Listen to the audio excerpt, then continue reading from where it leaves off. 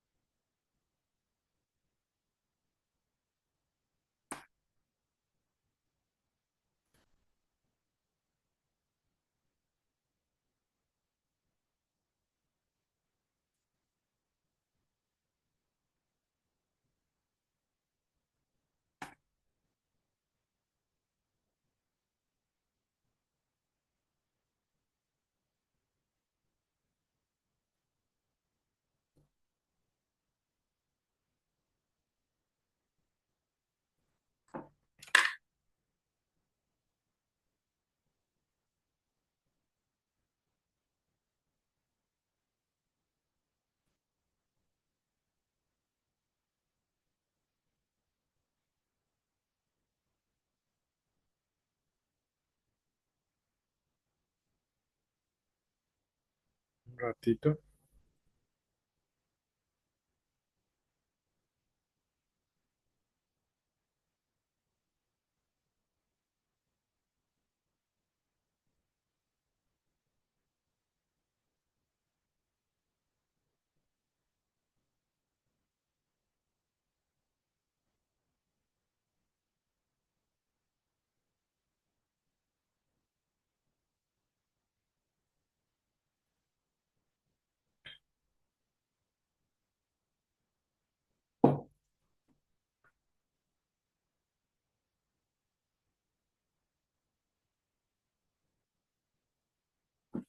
Bueno, hoy vamos a hablar un poco de lo que es el control de infecciones. Nosotros ya habíamos hablado ya así a grandes rasgos, ¿verdad? ¿Qué era el control de infecciones? La importancia, ¿verdad?, que se le da hoy en día a lo que es el control de infecciones después de lo que fue el COVID. El departamento de control, o sea, después de todo lo que fue la pandemia, ¿verdad? Se le dio mucha más importancia a lo que es el departamento de control de infecciones dentro de los hospitales principalmente, porque es un departamento fundamental para justamente prevenir que que aparezcan brotes de distintas enfermedades infecciosas de los hospitales, dentro de las clínicas, dentro de los sanatorios, ¿verdad? Todo lo que sea la parte de salud, ¿verdad? Eh, por ejemplo, si ustedes van 10 años atrás, o sea, y pisaban un hospital 10 años atrás, yo les puedo asegurar que ustedes no veían gente prácticamente usando tapabocas, usando protector facial, usando guantes, a no ser, ¿verdad?, que esté ya sea en un procedimiento, ya sea quirúrgico, en un procedimiento, por ejemplo, de diagnóstico, un procedimiento de limpieza, ¿verdad?, de algún tipo de paciente, pero aparte de eso no se veía, ¿verdad? O sea, prácticamente no se usaba principalmente lo que es el tapabocas, ¿verdad? Hoy en día uno va a los hospitales y lo que sí o sí tiene el personal de blanco es el tapabocas, ¿verdad? Que parece poca cosa, pero ayuda bastante, ¿verdad? A prevenir cualquier tipo o para disminuir el riesgo, ¿verdad?, de contagio de algún tipo de enfermedad infecciosa. Otro ejemplo es el tema de las batas quirúrgicas, ¿verdad? El PP. La bata quirúrgica que anteriormente prácticamente eso solamente se usaba, como dice su nombre, para procedimientos quirúrgicos. Hoy en día uno va a los hospitales y va a zonas, por ejemplo, a partes de los hospitales, por ejemplo, clínica médica, y uno ve, ¿verdad?, a los, ya sea enfermeros, a los médicos utilizando ese tipo de bata ya como medio de protección, ¿verdad? Para protegerse a él mismo y también proteger un poco a su entorno, ¿verdad? Porque uno, si está en contacto con un paciente, con su ropa, qué sé yo, con su chomba normal o ponerle que solamente tiene una remera, un vaquero y su bata y tiene contacto ahora con el paciente, con un paciente que puede estar teniendo una enfermedad infecciosa, una enfermedad que sea muy contagiosa, se puede pegar o puede llevar consigo, ¿verdad? Ya sea en su bata o en su ropa misma, ¿verdad?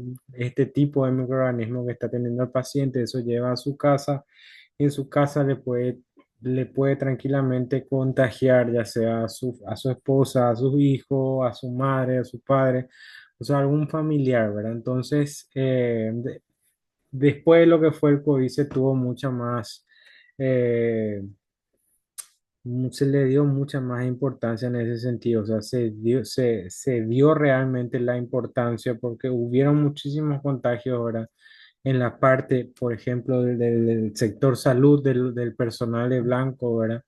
Que eran los que estaban en primera línea, ¿verdad? De lo que fue la pandemia y que iban y le contagiaban, ¿verdad? A sus familiares por el tema de la exposición, ¿verdad? De que estaban día a día, ¿verdad? Con ese tipo de pacientes.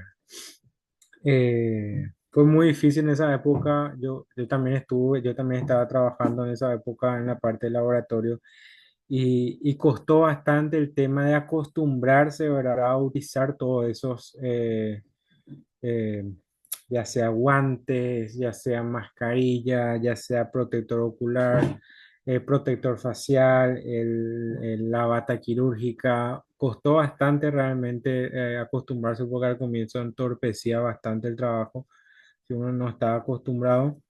Pero uno se acostumbra, ¿verdad? Y hoy en día sabemos, ¿verdad? Lo que es, o sea, sabemos realmente la importancia que tiene en el día a día utilizar este tipo de protección.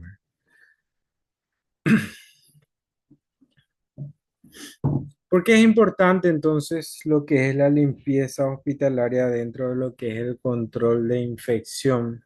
Bueno, nosotros para poder controlar una infección, nosotros lo que tenemos que hacer es romper esa cadena de infección, o sea, romper el enlace, ¿verdad? Que tiene la persona con ese microorganismo hacia otra persona que está sana. O sea, eso tenemos que nosotros evitar. ¿Y cómo evitamos? Como les dije hace rato, con una buena limpieza, utilizando el equipo de protección personal, todo eso va a evitar va a hacer que se rompa, ¿verdad? La cadena de contagio, ¿verdad? Y va a hacer que disminuya bastante rápido lo que es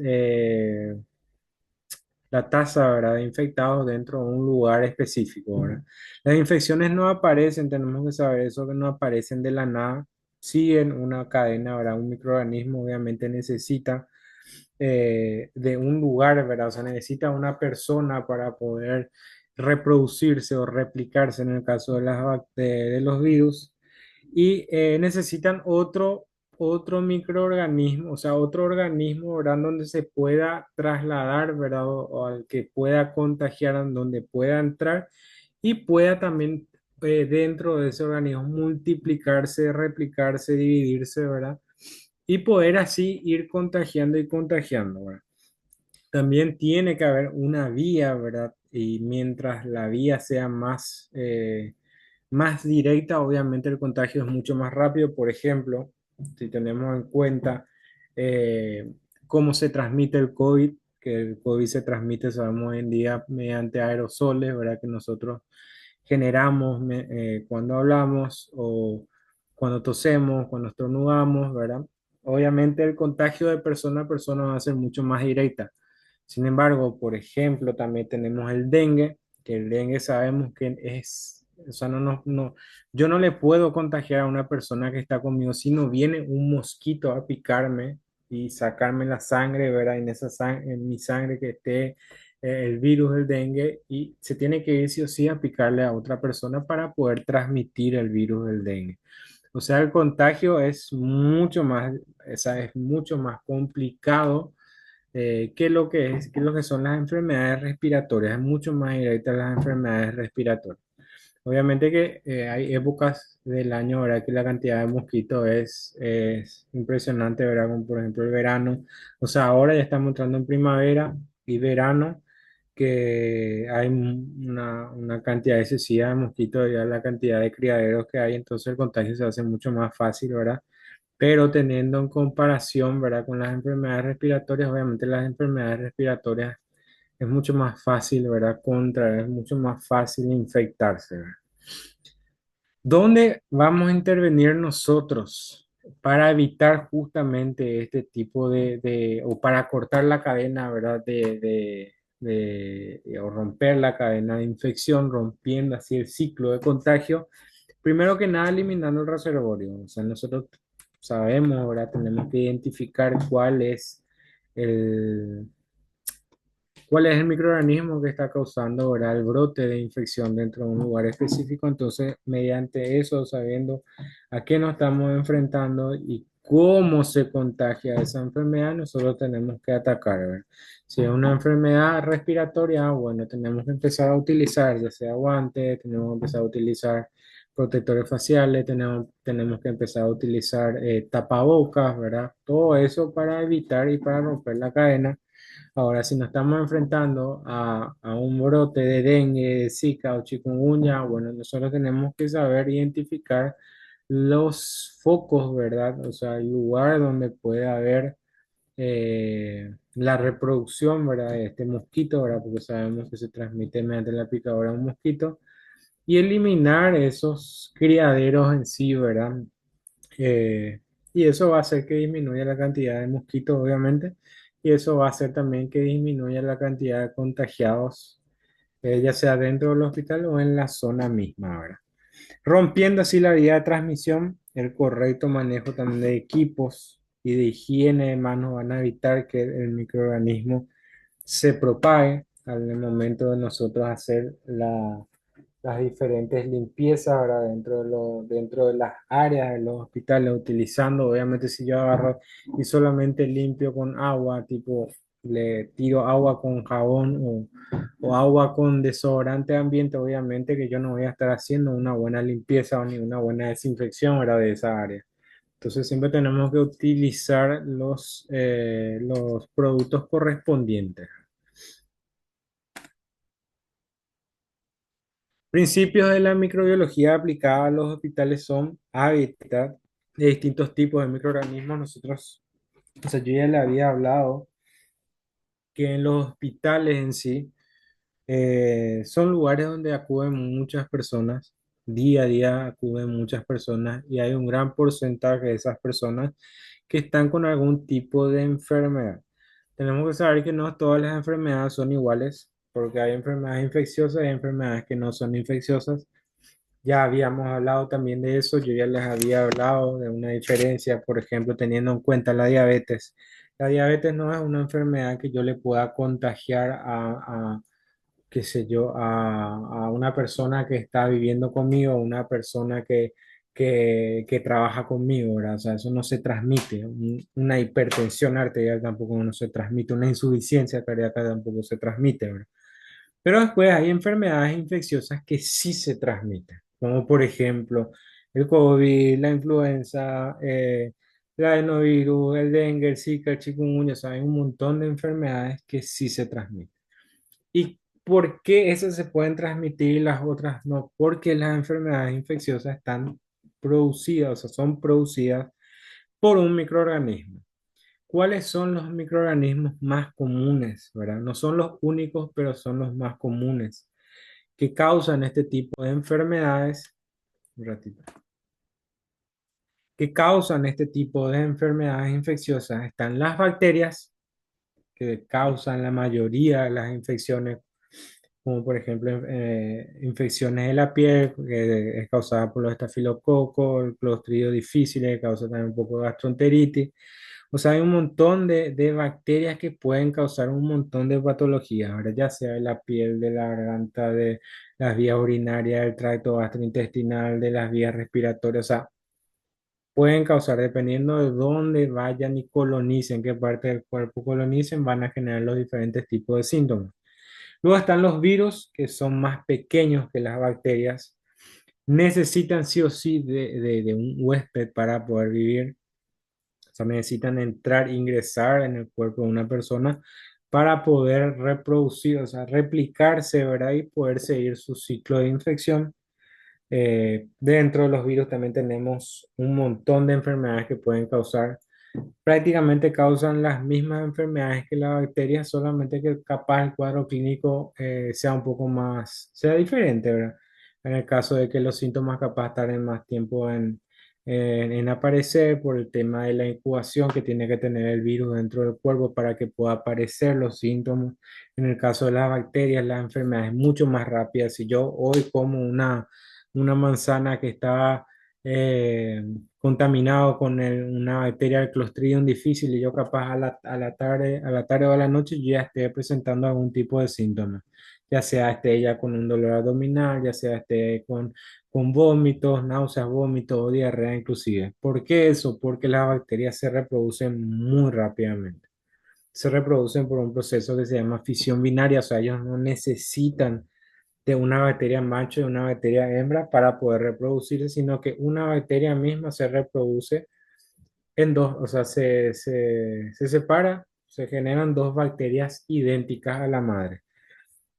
Y eso pasa rapidísimo.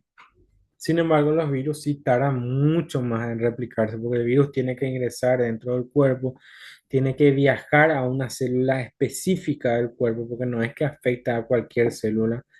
Entonces tiene que viajar y tiene que entrar a esa célula específica y dentro de la célula tiene que utilizar todo lo que es, todos los organelos en sí de esa célula para poder replicarse, ¿verdad?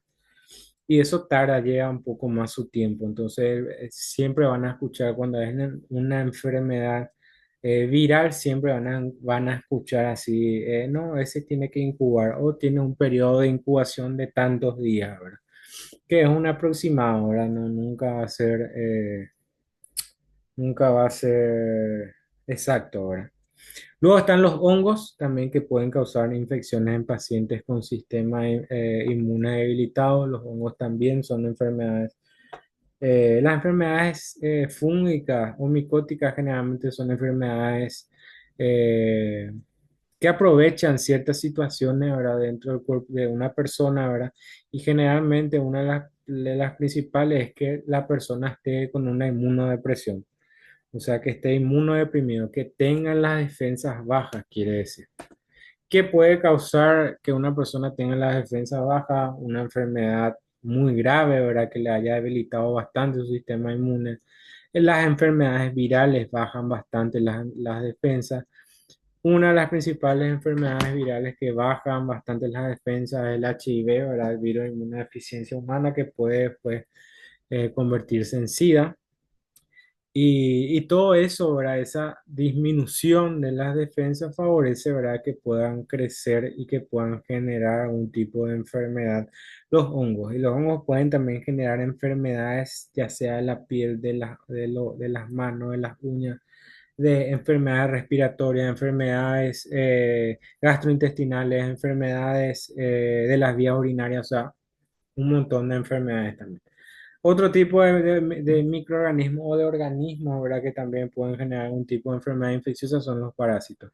No les digo microorganismos porque hay parásitos que no son, que son grandes, ¿verdad? O sea, que uno puede ver tranquilamente a simple vista. Hay inclusive parásitos que son como gusanos que pueden medir 6 a 7 metros inclusive dentro del cuerpo. Hay otros que miden de 30 a 40 centímetros. O sea, son grandes para decirles microorganismos. O sea, son organismos en sí, ¿verdad? Pero también hay parásitos que son microorganismos, como por ejemplo los protozoos, ¿verdad? Por ejemplo, uno de los más comunes es la Giardia, que seguramente habrán escuchado alguna vez, la Entamoeba coli, la Entamoeba histolítica, la Endolimax nana, Blastocystis hominis, todos esos sí son microorganismos. Medidas de prevención de infecciones nosocomiales, ¿verdad? Una infección nosocomial es una infección que uno adquiere durante la hospitalización, ¿verdad? O sea, uno adquiere, o sea, yo por ejemplo acudo al hospital y me interno porque me voy a hacer una cirugía me voy a sacar me voy a quitar mi uña que está encarnada. Entonces me voy, me interno un día, me sacan la uña, me quedo por algo motivo, me quedo una noche en el hospital, ¿verdad? Y al día siguiente amanezco con fiebre, amanezco con tos, o sea, con otra cosa totalmente diferente a lo que yo acudí, ¿verdad? ¿Cuáles son las medidas, verdad, esenciales que nosotros tenemos que realizar para poder prevenir este tipo de infección? Primero que nada es la higiene de manos. Es algo tan simple, es algo tan básico, ¿verdad? Y ustedes van a decir, pero en la época del COVID, ¿por qué tanto se le pedía a la gente que se lave la mano? Porque uno, cuando está con algún tipo de enfermedad respiratoria, uno habla, uno tose, uno estornuda y en esas gotitas, en esas micro gotitas, en esos aerosoles que uno genera, que no vemos generalmente, esos aerosoles van y caen, ¿verdad? Si yo estoy enfrente de en un escritorio, enfrente de una computadora, y yo agarro y toso, no tengo yo tapabocas, no tengo nada, esos aerosoles van a caer ya sea en la computadora o en la mesa. Entonces puede venir después mi compañero y puede tocar la mesa. Y se va y agarra, se va a ir a merendar, se va, agarra, abre una galletita Niquito, saca la galletita y come sin lavarse la mano. Obviamente esa persona no sabía que yo estaba con algún tipo de virus respiratorio, no sabía que la mesa estaba contaminada porque no se ve, obviamente. Entonces uno se va, agarra, come la galletita y se puede contagiar, ¿verdad? Pero cómo se iba a prevenir eso si esa persona se iba antes de comer la galletita Niquito, se lavaba la mano y después comía la galletita. O sea, por eso se le daba tanto énfasis a lo que es la higiene de manos en sí, ¿verdad? Parece algo tan básico, algo tan tipo, ¿qué es lo que tanto, verdad? Es tipo, uno se contagia si es que respira o cosas así, o si una persona tose cerca de una persona sana, ¿verdad? Pero es fundamental, la limpieza de manos, la higiene de manos es fundamental. Otra cosa es la higiene o la limpieza de la superficie. Por la razón que les acabé de decir, ¿verdad? Que una persona puede estar con algún tipo de síntoma, puede estar tosiendo, estornudando, hablando encima de un escritorio o enfrente de una computadora. Esas partículas, esas micropartículas o microgotitas o aerosoles que genera al hablar, al estornudar o al toser, van a quedar por la superficie, ya sea la computadora o el escritorio. Entonces, si nosotros ponele que termina la guardia, viene la persona limpia, eso obviamente se rompe o se va a romper ahí lo que es la cadena de contagio, la cadena de infección que pueda haber de ese tipo de microorganismos. Luego tenemos el manejo de residuos.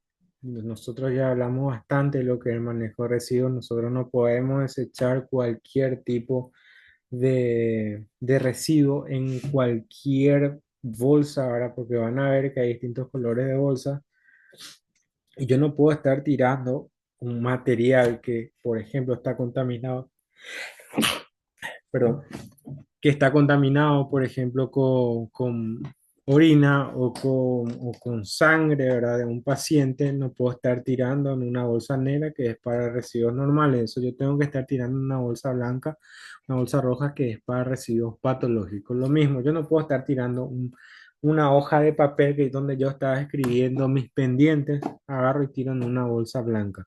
En este caso no es tanto por el tema del contagio, sino que se está utilizando mal, ¿verdad? O sea, se está utilizando mal la bolsa en sí, ¿verdad? Porque eso tranquilamente, en vez de tirar o llenar de papeles que no tienen, o de caja o lo que sea, ¿verdad? Que no están contaminados con nada, estoy utilizando mal, porque tranquilamente eso puedo tirar en una bolsa negra, en una bolsa común, pero yo estoy utilizando una bolsa especial para tirar algo que no debería estar ahí, ¿verdad? Voy a terminar esta reunión. Vamos a descansar 5 minutos y después ya les espero en el próximo enlace.